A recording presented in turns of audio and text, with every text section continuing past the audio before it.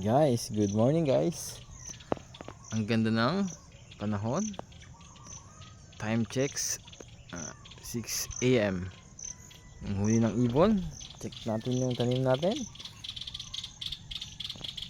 Guys, nakakatawa naman. Nagising mo sa umaga, check mo yung tanim mo, talong. Tapos ito guys, saluyot guys, tatalbosan natin ito mamaya. Masarap talaga ng sitaw. Guys, ating talong, ang ganda tignan, tingkad na tingkad. Ayun na yung pabulaklak niya. Guys, ay ito pa pala guys, meron naman tayo dito saluyot guys. Dito guys, yung konting dahon lang to, madulas agad masarap siyang ilagay sa pakbet. Subukan nyo, dami saluyot fresh na fresh. Uy, ay, ano to? Ito na yata yung, ay hindi, paano pa lang, pambuka pa lang yung bulaklak niya. Tignan natin, ganda tignan. Ayan, ating talong, lahat naman sila okay. Ito lang yung maliit pero okay lang yan. Ano naman yung bulaklak niya.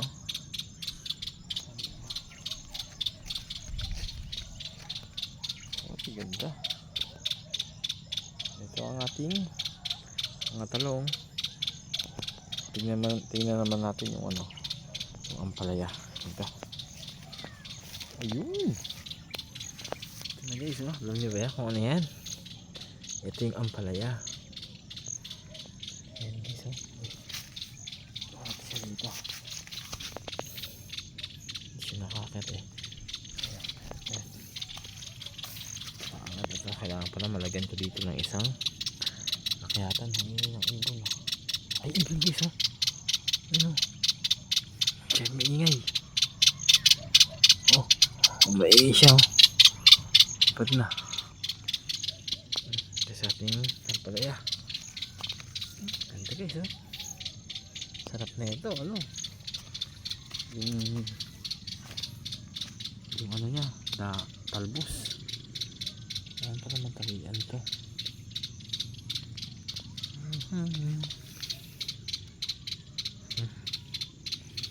Malapit na siya. Ayan ang ating ampalaya. Siyempre, tignan natin itong kalabasa. Guys, meron na namang saluyot. Tanim natin kalabasa guys.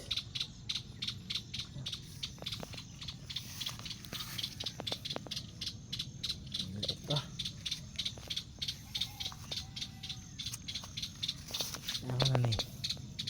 Nag-alaga ka, kailangan tanggalin mo ito ng damo. Kasi yung purpose na ito para yung nutrients sa kanya lang. Yan. Yes. Pero isang linggo, higit mo taas-taas na din yan. Ito ang ating